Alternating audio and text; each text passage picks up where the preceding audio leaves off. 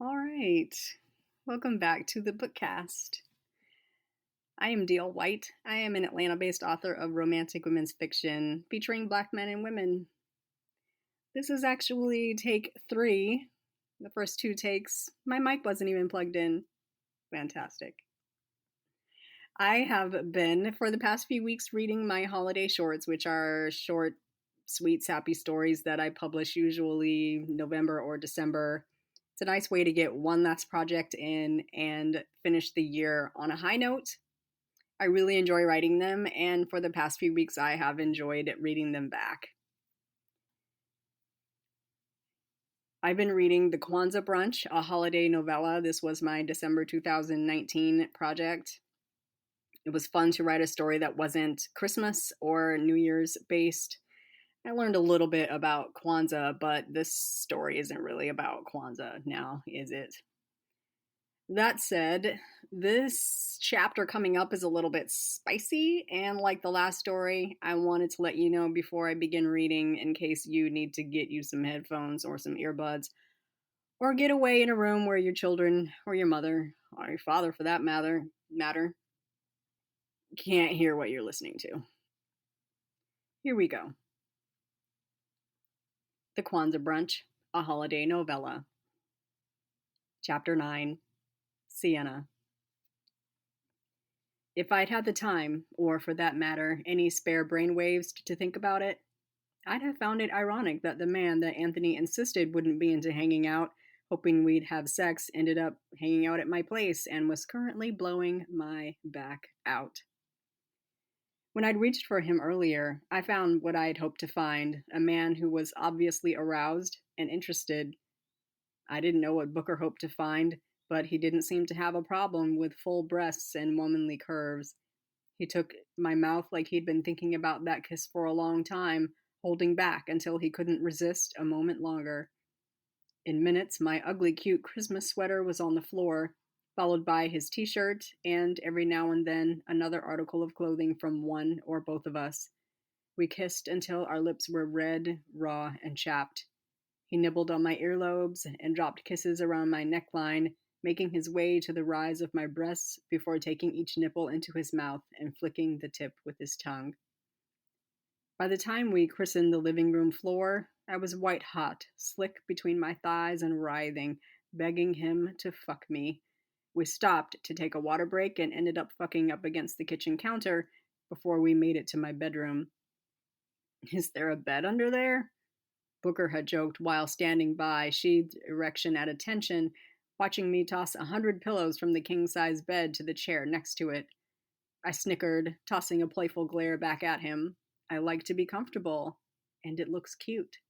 Yeah, until you gotta put 100 pillows back on the bed. Well, that can be your job. He'd made short work of picking up where we left off in the kitchen, bringing me to near orgasm in a few strokes. I grunted, my throat raw from a long night of pleasured grunting. Booker hovered above me with my legs slung over his strong shoulders, his hips crashing against mine, sometimes pausing to grind his pubic bone against my clit before returning to deep, plunging thrusts. Tell me when you're coming, Booker panted, his gaze finding mine. There was fire in his eyes. I sensed, by the trembling in his limbs and the way his nose flared, that he was on the edge. I brought my legs down and reached for him, bringing his face to mine until we were pressed together, chest to chest. I hooked my heels behind his thighs and rolled my hips up and into his while kissing him, sucking on his tongue. He broke the kiss, moaning, "Fuck, Sienna." His strokes quickened to match my rhythm. I gushed at the sound of my name being moaned in a throes of passion. The first curls of orgasm wound through me, starting in the small of my back. My body began its preclimax arch. He dipped his head long enough to press his lips to mine in a fevered kiss before tucking a hand behind my neck and anchoring his body with a fist. His long, hard thrusts returned, pounding his body into mine. Booker, yeah, right there. I chanted his name and some other sounds that were incoherent even to me. I felt flush, red hot, and my pussy pulsed, squeezing and contracting around him, which sent Booker over the edge immediately after. His head cocked back and he sucked in a long, loud breath while his body quaked. When he was spent, he collapsed on top of me, then managed to scoot over so that he was only halfway lying across my body. The room was cool, but sweat beaded up on his skin like he'd run a mile in the desert. That was. Booker was still out of breath. I hadn't quite caught up on my air intake either. Best sex of my life, I declared. Something like that. Yeah. That's what you were going to say, right? I rolled my head in his direction. Not that this was a mistake or anything, that we shouldn't date or even occasionally fuck because we work together. He pretended to think, then shook his head. Nah. I was going to say that tonight was the most fun I have had in a longer time than I want to admit, and that I want to do all of that all over again, a lot, and that we should definitely, more than occasionally, fuck. He stretched far enough to brush his lips across mine, and that you should warm me up some more of that quiche in a minute. Booker, seriously, if you need an out, you can take it. This was where and when every instinct told me to run, to guard my heart because I only had one. This was where I threw up the wall and dared someone to climb over it. This place, this point, these feelings that coursed through me, they weren't unfamiliar. They weren't even unwelcome, but they made me nervous. I don't like feelings. Booker flipped over onto his back, grabbing two of the pillows that I'd left on the bed to prop behind his head. He opened his arms and I sat up, molding myself up against his body. The muscles in his arms rippled as he closed them around me. I don't want it out, Sienna. I had a taste of what it was like to belong to someone, to take care of someone, to be taken care of. I want that, but for real. I said earlier that you require work. I've got my hard hat, my work boots. I've never been scared of work. He dipped his head, bringing his lips to mine. I met him halfway, opening my mouth to deepen the kiss. When he pulled back, he grinned down at me. What would have happened if Anthony had let you be antisocial the other day? We wouldn't have had to sit through that raggedy Kwanzaa brunch. I felt Booker's laugh through his chest. And that ugly ass cake.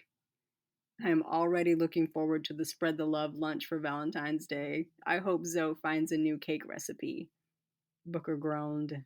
I laughed. Oh my God, this is going to be fun. Chapter 10. Booker. Sienna pried me from her bed about an hour before we were due to show up at Anthony's house. I had to roll home, shower, and change my clothes, so she came to my place, and we would leave from there. I showed her around the sparsely decorated apartment, ignoring her mutterings of bachelor this and single guy that. Her place was decorated to the nines. I told her she could help me get my place together. I got her settled in the living room with the TV and headed to my bedroom, swinging the door closed behind me and headed to the bathroom. In the pocket of my jeans, my nearly dead phone buzzed. I pulled it out, using one hand to turn on the shower head and scrolling with the thumb of another. Calls upon calls upon calls from Tara. You know what? I muttered to myself. Let's dead this right now. I clicked my tongue, then opened her contact card. I tapped block this caller, then tapped save. Then I went back to my call history and text messages and deleted every call and message from Tara. I was officially moving on. Next up, WhatsApp. Booker. Head. Greg. Hey, you just saying hey, or are you serious? Booker. Yes, to both. High five emoji. And that's all I have to say about that. Jordan. What's going on in here? Booker got head? Ryan. What up, Book? Booker. Let's just say Tara is officially a part of my past. I'm about to shower and hit this NYE party with my new girl. Ryan. Go off, young man. We get details later, though, right? I laughed aloud. Booker. I think Sienna would be as happy about that as Nala and Ayana would be, so ask yourself that question again. Let me know what answer you come up with. Jordan. Sucker. Pussy whipped ass sucker. Booker. Happy to join the ranks of the likes of you and Ryan. I gotta bounce. I'll tell y'all more later, but she's mad cool. And guess where she works? LOL. Ryan. Booker. Greg. Fuck is wrong with you, man? Jordan. Somebody didn't learn his lesson. Booker. For real though, I actually like Sienna. I'm serious. She's cool. I told her all about Tara, the whole story. Ryan. And still. Head? Booker. I gotta go. Y'all not gonna get me in trouble. Booker. But yeah. Jordan. Reggae horns. Greg. I gotta get dressed. First date tonight. Hopefully, I'll have Booker's luck. Booker. Hey, y'all have a great night. This is gonna be a great year. Ryan. Back at you, fool. Sienna and I stood at the door of a sprawling home with perfectly cut emerald green blades of grass, stark white shutters around each window, and stately columns along the front porch. We were late, and it was my fault, and I didn't regret a second of why. I'd come out of the shower to find Sienna sprawled across my bed, and I couldn't resist one more taste. So by the time we arrived, the street was lined with cars, and the sounds of a party well underway filtered to my ears. I look okay?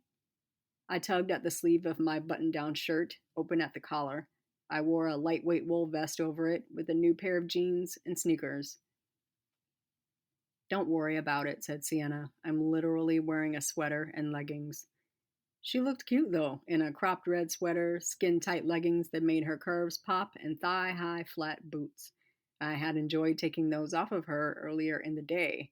I would enjoy taking them off again later that night. The front door swung open, the sounds of music and laughter spilling out of the opening. Anthony wore almost exactly what I was wearing, only a different shirt and vest. I immediately felt better about my attire. He had opened his mouth to say something, but froze as he took in the sight of Sienna and I together, holding hands and probably radioactive. The afterglow was so potent. Then his smile returned. Figures. The minute I told him he couldn't have you, and told you that you couldn't have him, I knew the two of you would defy me and find each other. See? Matchmaking. I know what I'm doing. Whatever, Cupid, Sienna said, brushing past him. I bumped fists with him, but he grabbed my arm to hold me back. You know what I gotta say, right? I gave him a deep nod. I'd been expecting the if you hurt her, I'll hurt you speech. All right, have fun. Be good. Sienna introduced me around to her friends. Faith, Will, and his wife Saida, who were the talk of the evening because not only did they meet at the Thomas house, but had recently married, and Saida was sporting a baby bump. I shook hands with more than a few other friends from their college days, and a couple of people I recognized from Precision. The star of the show was the buffet. It was covered in food, including a little crock pot of red beans and rice. Faith took me aside to tell me that she had a to-go portion already set aside for me. I fell in love with her on the spot. Once I ventured past the buffet, I found food everywhere. The kitchen bar and every side table had samplings of a different dish, plus punch and every kind of drink imaginable. I now understood why Sienna had worn leggings and told me to pace myself. I tasted everything, and I mean everything, that Faith set out. I would definitely be joining a gym. At 1:45, I was laid out on Anthony's patio lounger, smoking a cigar and nursing a drink, staring up at the stars that twinkled above. I always felt like the stars twinkling was Mima saying hello. I raised a glass to her, saying hello back. Booker, I've been looking for you. Sienna came around the lounger and bent over me, I guess checking to see if I had passed out. She seemed relieved that I was conscious and smiled down at me. It's almost midnight. Are you coming in for the toast? I held out a hand to her, but instead of letting her help pull me up, I pulled her down to me. She giggled, lightly protesting, but then settled back on my lap, leaning her head against my chest. I'm cool with this moment being about me and you, Sienna. We have some work ahead of us, but like I said, I'm not scared of work. Are you? Sienna twisted around so we could see each other, then laid a long, juicy kiss on my lips. Happy New Year, Booker, to a new start for both of us. Thank you so much for joining me for the Kwanzaa Brunch and second time around and unexpected. These have been really fun stories. Like I said, it's been fun to go back through these and read them for the Bookcast. I realize they sound super amateur. They are just too short to pay to have them recorded. So I figured the Bookcast was a good way to get myself out here in a new medium. If you're interested in reading my full-length novels that are professionally recorded and edited, I invite you to head on over to my page on Audible. All of my full-length novels, except for my recently released book, A Thin Line, are on Audible. Brunch at Ruby's, Dinner at Sam's, Beach Thing, Leslie's Curl and Dye, and The Guy Next Door are all on Audible. They all sound 100 times better than I do. Sherelle Palmer really does a great job voicing my books. But for free, you get me. Next week, I might have a super short story that I wrote a while back. Just a little something. I think it was, a writing prompt or something. I might upload that. I don't know. Other than that, that's all that I have got. Currently, I'm still working on the story that I want to release via Bookcast, so I will have updates on that as I complete it. So while I'm here, if you are an author or a writer and you have about 10 or so minutes of audio of you reading your piece that you want me to upload to the Bookcast to post as a guest post, I'm happy to provide space for that. So record it on up. Send it on over, and I'll load it up on the Bookcast. No, I will not read your work for you. The whole point is for you to read it. I mean, y'all hear how I read my stuff, so. Anyhow, I am going to edit this and get it up on the website so that it can filter out to your favorite podcast app. Today is Sunday, the day that I'm recording, so I hope everyone is having and did have a pleasant day. And we'll talk soon.